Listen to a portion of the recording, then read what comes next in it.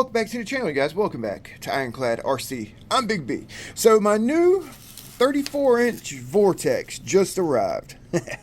man, this thing's big. This is big, bigger than I thought it was going to be.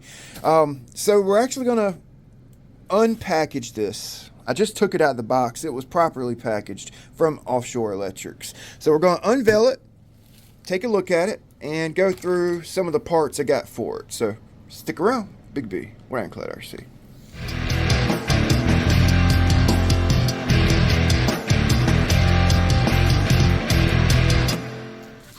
So this will actually be my very first, like, full Ironclad hydroplane build. Like, full, like, start to finish, you know, like, well, the biggest start to finish hydroplane build to date on the channel. I'm really excited about this boat. Kind of been running my UL-19 here lately, and I wanted something different, you know.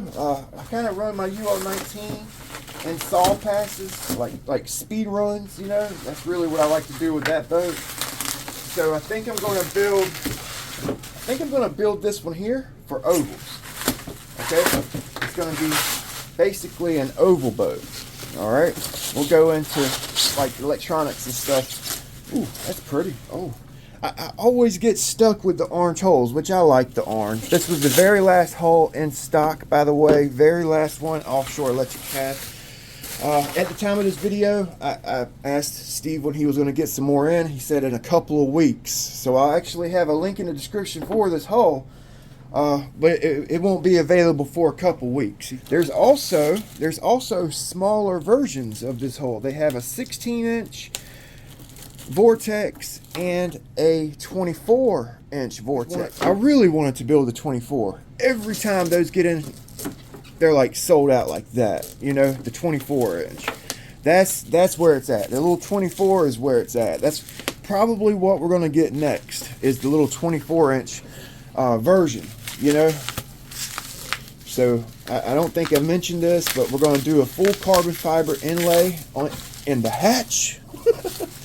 I'm learning my lesson over the years to not only reinforce the hull, but to reinforce the hatch as well. And it is sharp. I like Deltaforce holes. I do. The holes are strong. The hatches, well, this one actually feels rather rigid. Still needs to be reinforced, in my opinion. Oh, the hatch fits nice. Good deal. Ooh, that's slick, boy. It's a nice looking hole, for sure, for sure. I like the shape. You know, I like the shape of it. And it's such a wide boat, and the tunnel is really long. I'm almost like really seriously contemplating not doing a carbon fiber inlay. This is a P-class boat. It's designed to be run on lower power setups. It's got an air trap in the tunnel here, so it's gonna create quite a bit of lift.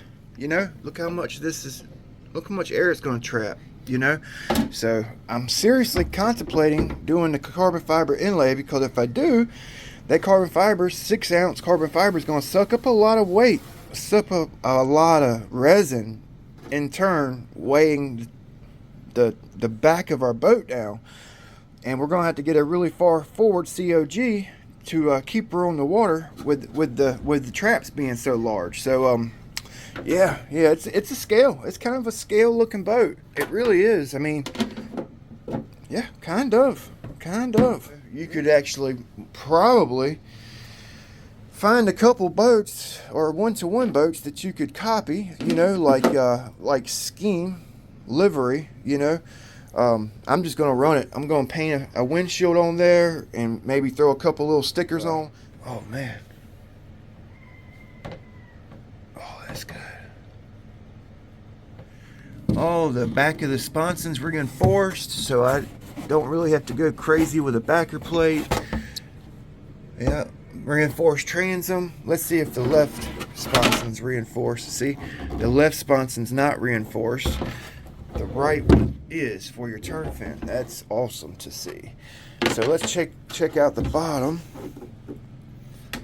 Okay, so there's no like takeoff or recovery step up forward. Kind of check the reflection in the light minus my fingerprints there. There's no real low spots. Pretty true ride surface. Okay, let's see, what is that, about a 2-inch ride surface there. And then you got a little break here with I guess your secondary ride surface, whatever you want to call that.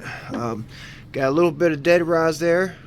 That's what I call it anyway. A little bit of dead rise. The non-trips got a nice angle to them. Yeah, it looks good. That looks good.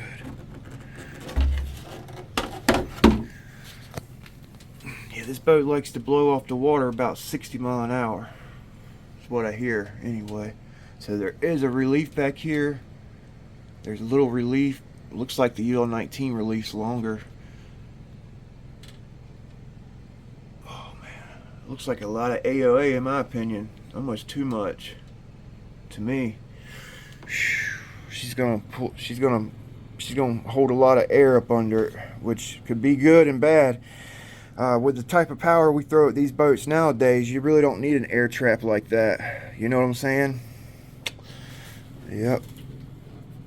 Oh, it's nice. It's nice looking. No imperfections I don't see. I mean, there are a couple little imperfections here and there, which you're going to get with any hull. You know, there's a scratch right there.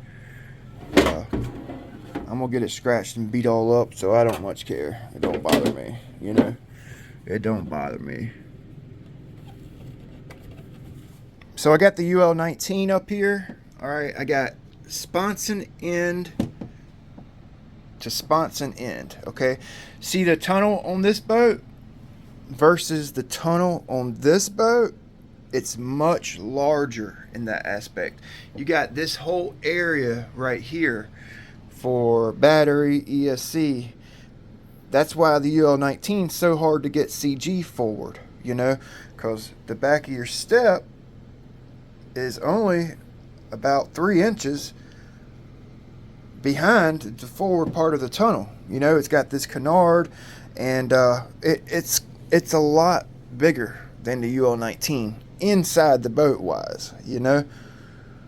So really, I guess doing the carbon fiber inlay, since I have all this room forward, I should be able to get CG forward, you know, even with the carbon fiber inlay. So that's the difference between this hull and that hull, you know. Quite a bit different, a lot different. So this boat's going to catch a lot more air forward than this boat does, okay? So we're really going to have to put a good tune and think about our setup. Yeah, I love the way this UL19 looks. I love the Pro Boat logos. I love everything about this boat. The color scheme, that blue and yellow. I would never paint this boat, ever. I love the way this boat looks stock. It is my favorite looking stock boat out of any RC boat. I think the Pro Boat UL19 graphics, color scheme is on the money. 15 3/4. I actually like the green POPEYE as well. 15 3/4 on the UL19. Same width, same identical 15 3/4 wide on this boat and this boat. They're the same width. The tunnel's longer on the Deltaforce, and the overall, you know, 33.75 I think long on the Vortex. So that makes it P-class legal. Yep, 33.5 on mine. 33.5 I just pulled. So it's a good P-class boat, and you can, like I said, you can scale it out. Okay, so I'm gonna go over what was in the bag. All right, we got a little sticker sheet from Leopard Hobby. Pretty cool, pretty cool. All right, we got our motor from Leopard Hobby. I actually have had several viewers. I wish I could remember your username. recommend these X2 motors. They say the newer X2 motors are comparable to a TP Power motor. Okay. Also, when you get your brushless motors, you get these little foam inserts. Okay. Save those. That's basically what I use for my batteries. Mine are different colors because I got foam blocks and cut them down. But this is what I use for my batteries. It makes a great battery foam so your batteries don't shuffle around in your boat. So hold on to those. Strip them out, cut them in half, you know, and put them under your Velcro or under your batteries. It helps, okay? So this is a 1600 kV X2 motor, all right? Did I not get connectors? Oh, I didn't get the 8mm bullets. Are you kidding me? Oy vey, I gotta go to the hobby shop. That's alright. Mr. Dan actually has a boat for me. One of my subscribers from Swansboro left a hull at the hobby shop, so I need to go pick it up. Have no idea what it is. So this is the 4082. That's gonna be perfect in the boat. Boom. Okay. Oval boat. Ovals is what we're after. Alright. Very efficient running oval boat. That's what we're going to build. Got a 1/4 inch brass tube for our 0.187 flex cable. I don't run Teflon liners. Okay, it's just me. Have nothing against it. I just don't run them. All right, and I actually got a 1/4 inch cable for my Blackjack 42. 1/4 inch step down to 3/16 because we bent the stub shaft. Okay, got a free cooling jacket with the motor. All right, it's a short jacket, probably won't use this jacket, but we have it, you know, if we need it for something, you know. Who's going to turn down a free water jacket, right? So actually it's not too bad. We might use it. Heck, we might use it.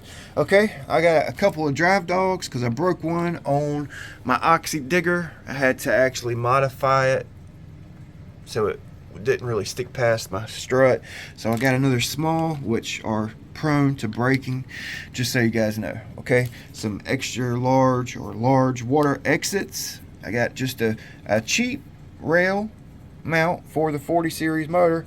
I was almost thinking about building my own motor mount, but that rail, it'll be fine. We'll use it. A 0.187 to 5mm coupler.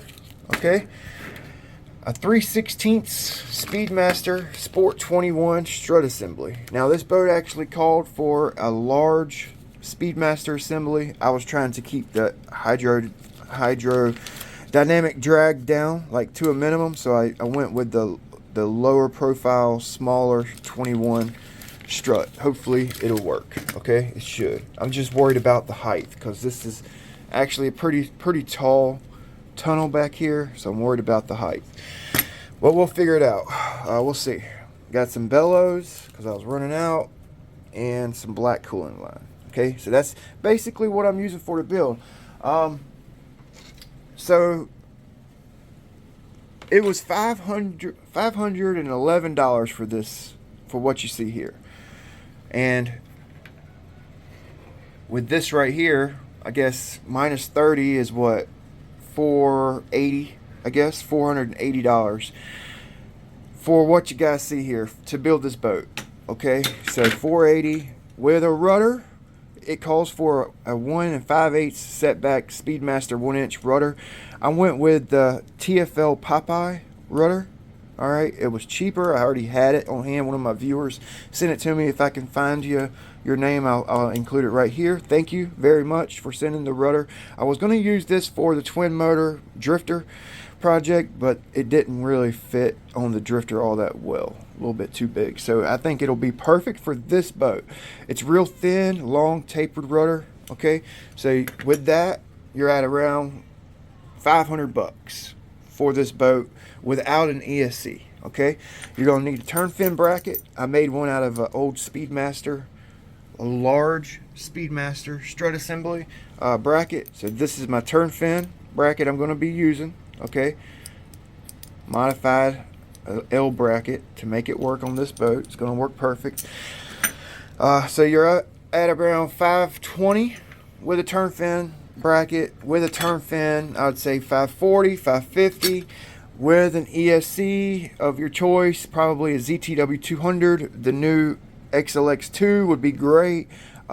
Even the Hydra X8S on this boat should work. I'm going to run a ZTW 200, so 4, 5, 6. You're in around $600-700.